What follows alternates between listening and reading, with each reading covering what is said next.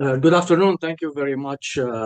Most of my colleagues actually asked lots of good questions, and some of them, that's what happened when you're at the end of the list. But I was very happy and to hear the presentation. And Kevin, and I'm sure you're aware of my situation in my rural area. I know that we've had a talk around and consultation with when you went around with counselors. I'm very happy with the model I do have with my community police officer right now. I have very good response with him. And I just want to highlight a few concerns that what I heard from the conversation and where I kind of, I want to emphasize. I know my colleague mentioned it, but I want to kind of highlight it also. Chief, I know that you and I, we talk about the protest, right? The downtown core is always sucking our resources. And I understand, and I'm happy to hear, by the way, about the funding that coming from the federal and the provincial. But my concern is as these protests as augmenting and adding more protests, and it's a normal coming email from you twice or three times a week about different protests. I mean, we still have the same number of the policing. Can you talk a little bit about, are we looking into with the number that we have of the protest, like, are we going to still be accommodating the communities in rural area when we have those engagement with the communities? And the number of the police officers, or you have particular number, say the number we have. I understand that we got money, but are hiring and adding more?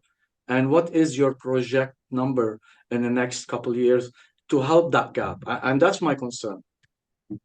Well, thank you, Councillor. Yeah, it's my concern too, in terms of trying to manage. And as I've been told, I've been here about a year and a half, and the team here is telling me that the frequency of our protests and major events is just rising and rising, and it's putting more and more of a struggle. Even today, one of our members said it. Every year we plan for Canada Day because that's all hands on deck, and we all know that, and that'll continue. It comes every year. But there seems to be more and more of these major events that are popping up every month. And this 10-day UN conference that we just are wrapping up now, that was one that, 3 months ago, we didn't know anything about. And now all of a sudden we have 10 days that we have to manage, that particular conference. And I just don't see it getting any better in terms of that frequency. But to your direct question, Councillor, we do have that 3-year staffing stabilization plan that includes hiring 435 officers over a 3-year period. We're going to be challenged to do that in a number of areas. One is we have to have the funds for it. Two, we have to have the recruits. And then, and actually, one of the most challenging things is getting the seats at the Ontario Police College so we can put them there, get them trained on the street, and then deploy them on their own, if you will, where they're deployable by themselves onto the street. So this takes time. And similar to a fifth district really that we're going to build the federal district to deal with that, we're going to build up. It's going to take us a couple of years to build up that team, so it is in place. They're educated and trained on what goes on down there, so we can draw less on those outer communities. And really, those quick ones that occur, often it is sort of the center town Vanier, the ones that are circling kind of that area that sort of get tapped the first. But there's no doubt that sometimes in the rural communities, yourself, Councillor Kitts, Councillor Brown, Councillor Kelly, they sometimes get tapped, but often it's in the downtown core that is the most frequent. But it will take time. It will take time. A couple of years, we do have to build this up, no doubt. Yeah, and that's basically, I just want to, I understand that, and that's where that time that we need to be able to manage expectation to be able to get where we want to get. So thank you very much. My other question concerning and around, so the DI model, Kevin, I know you explained it well, and I'm really happy with it. From a patrolling perspective, most rural councillors, like, we're challenged. Each ward has a different challenge, and I hear it from different councillors. But in our rural area, patrol and more police presence in rural communities and things like that, is this something that we will be directly dealing with our community police officer as we do now, or we have to have a separate conversation and go to the DI? Like, how is that communications you like to see it coming? So I think the way that you would want to be connecting and passing on information is shared between the inspector and the community policing officer and figuring out what works best for you, right? And it may be, hey, look, inspector, it's great. Things are going great. I'll just get in touch with you once a month. I'll work with the community policing officer for the rest of the day-to-day work. Whatever it is, again, we're trying to tailor our response to your needs. Whatever that looks like, that is that conversation between those two specific positions at this time. And I think you had mentioned also about you say the sucking in the resources. One of the things that I have asked my team to do is when they're looking at whatever the future model looks like, that target operating model, I want them to consider what it means and what types of skills are needed for different areas within the city.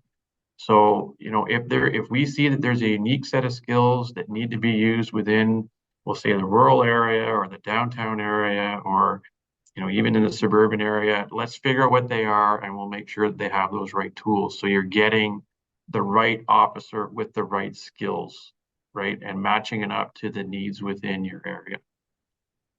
Thank you, Kevin, and I really appreciate the answer. I don't want to make you repeat yourself on the data. I know that you answered a previous counselor, but this is important to us. We always encourage our resident to report, and then that's how we build our analysis and how this is how we deploy. This is very good common point, and we'll keep doing the same thing.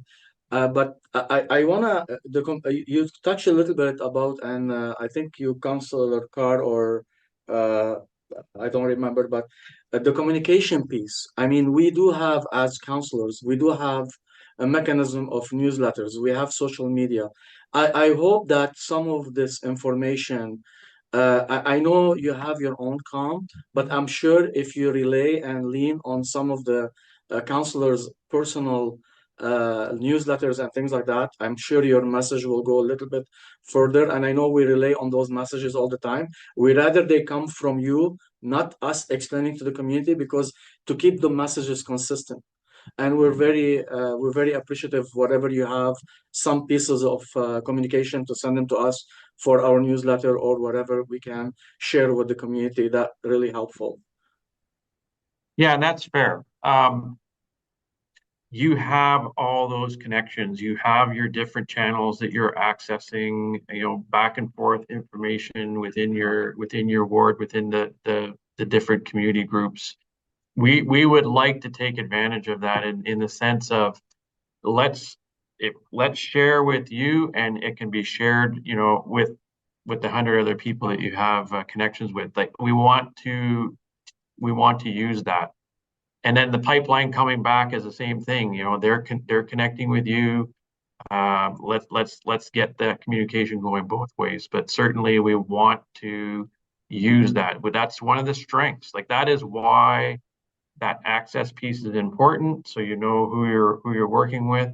But that ability to have that mass email, that Facebook post, or whatever it is you're doing, that is key. That is one of the ways you can definitely support things.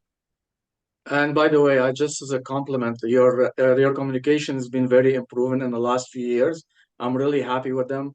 I have a few incidents in my ward last week, and all the communication you're putting out, they're funneling through very well. So thank you very much. And I like to brag, I have the best community police officer. I know there is so many men and women in our community serve us, but I have an amazing relationship. I know Paul is gonna laugh at me right now because he heard the full ear from me when he came to visit me. But I want to thank you all to serve us and keep our community safe. Thank you very much for this presentation. Thank you, Councilor.